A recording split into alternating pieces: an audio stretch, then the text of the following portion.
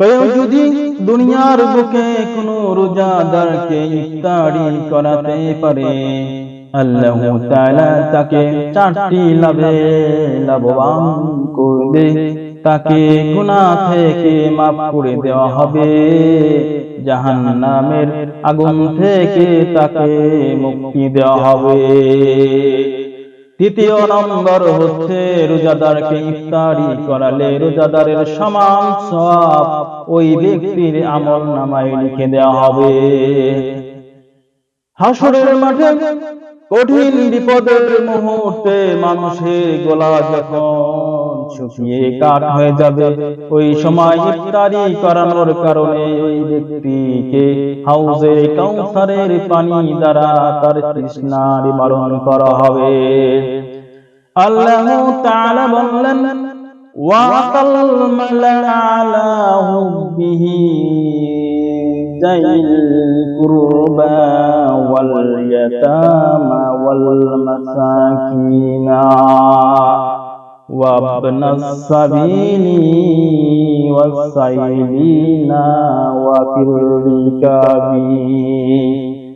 আল্লাহ তাআলা বললেন, আমি যে সম্পদ দিয়েছি সেই সম্পদ আমার মুহাব্বতে আত্মীয় স্বজনদেরকে দান করো, এতিম মিসকিনদেরকে দান করো, মুসাফির ও ভিক্ষুকদেরকে দান করো, এবং যারা কৃতদাস আছে তাদেরকে মুক্তিপণ দিয়ে উদ্ধার করো। আল্লাহর নবী সাল্লাল্লাহু আলাইহি ওয়াসাল্লাম বললেন, أقال رسول الله صلى الله عليه الصلاة والسلام من فتر صائما كان له مثله أجره غير أنه لا ينقص من أجره شيئا।